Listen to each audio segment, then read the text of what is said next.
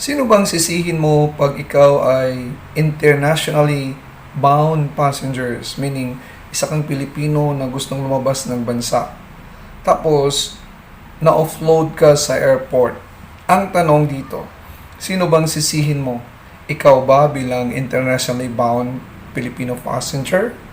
Or yung immigration officer na nag-offload sa'yo? Sabi ng Bureau of Immigration Commissioner, si Siegfried Mason, sabi niya, offloading is not a policy but a consequence of the implementation of the guidelines. Under the guidelines, travelers are categorized according to purpose. Ano bang purpose mo? Bakit ka lumabas? For instance, yung mga gustong lumabas ng bansa papuntang Thailand, ano bang purpose mo? Kasi normally, halos, mga 95% pumasok ng Thailand tourist. Whether you're a tourist or FWs, immigrants, etc., and others. Migrants and others. Requirements to be asked from travelers are also based on their respective purposes. Kung turista ka, must prove their financial capability for the trip.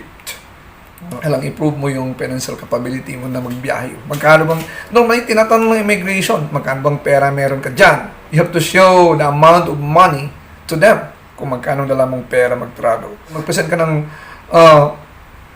proof of work or support in the Philippines. Yari, ano bang trabaho mo dyan sa Pilipinas? Proof of work na nagtrabaho ka dyan. Then mag-submit ka ng affidavit of support.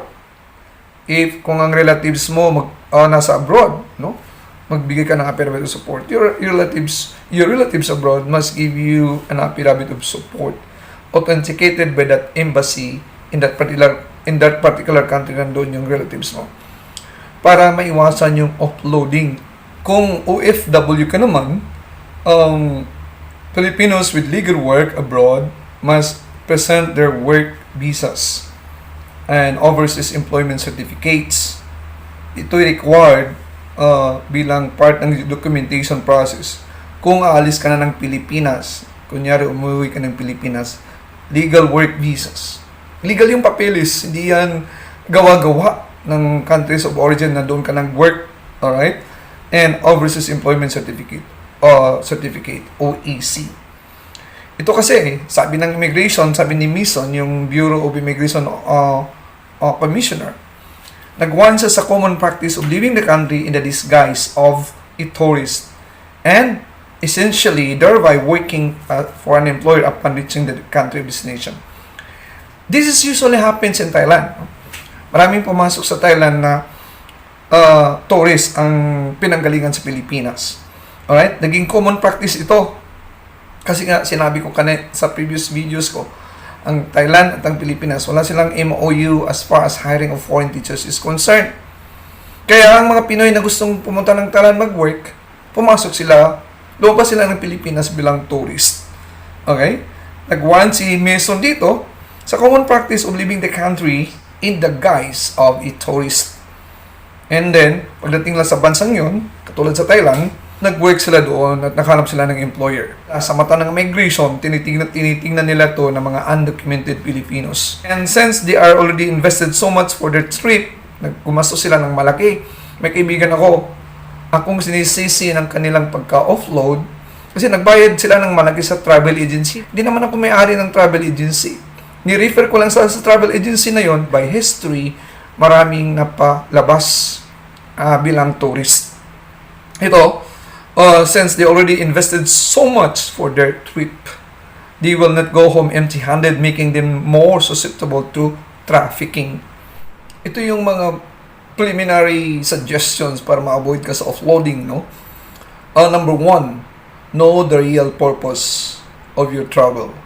Normally, pag nasa immigration checkpoint ka ng Pilipinas, tatanungin, they will ask questions like this. Papunta ka ng Thailand? Yes, sir. Magkano ka doon? Mag-tourist po, ma'am. Anong trabaho mo dito? Security guard, ma'am. Ha? Security guard ka? Tapos mag-tourist ka? May pera ka ba dyan? Security guard ka lang? Mag-tourist ka ng Thailand? Yan ang mga questions na dina-downgrade ka na ng immigration because isa ka lang security guard magpuntang Thailand. Pangalawa, prove that you are going to your destination country for the purpose that you are making the trip. Pumunta ka ng Thailand, nag-travel ka lang, nag-tourist ka. The proof is, make sure na meron kang return ticket. Meron kang clear travel itinerary. Then third, you have to dress appropriately. Hindi yung pumasok ka ng immigration checkpoint na naka-sleeveless o gusgusin, whatever. No? Kasi tourist ka, turista to, ano bang suot nito? Parang gusgusin na tao. No? Answer the questions of the immigration officers convincingly. You have to convince them why you need to travel. That you go to Thailand as a tourist only and nothing less than that. If you are a contract worker, make sure that you have with you your Overseas Employment Certificate, OEC. Hahanapan ka niyan.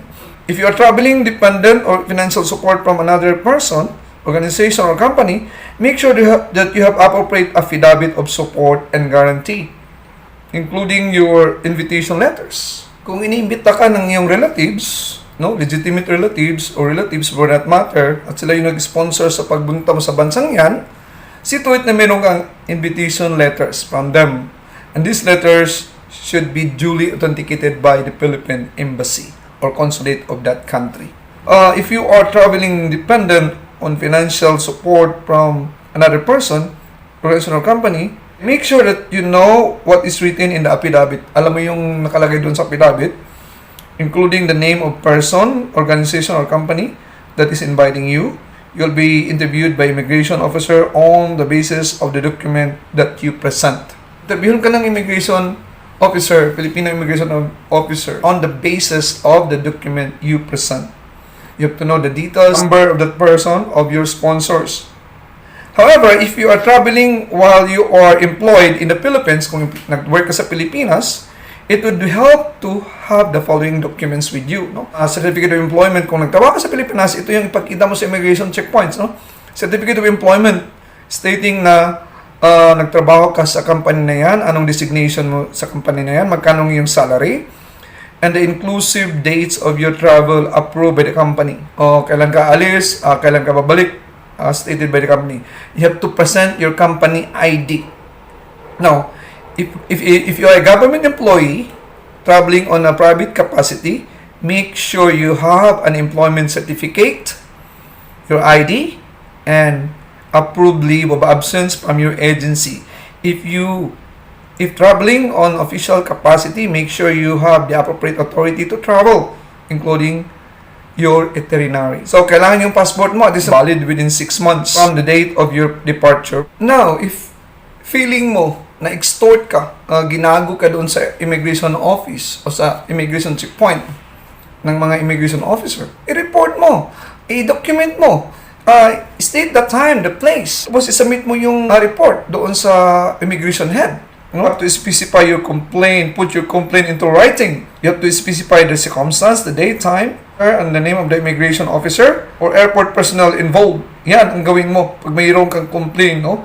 Sa mga extortion. Put your complaint in writing. Specify the circumstance, date, time, immigration counter, and name of immigration officer or airport personnel na involved doon. Lastly, wag nating isisi sa mga taong nagkusang loob na tumulong sa inyo. Kunyari, nirecommend ka ng tao na yan na pumunta sa traveling agency na yan. Traveling agency, makahalata ka naman kung ano nang pinaghingi sa'yo. Pera, pati expressway, bayad sa expressway, galing na silang Pangasinan, bayaran mo yung gasolina nila from Pangasinan to Manila, bayaran mo yung tollway. Ito'y excessive and exorbitant fees na. Travel agency, agencies na nangako sa inyong makalusot kayo 100% sa immigration should be filed with appropriate complaints. Hahabulin ninyo.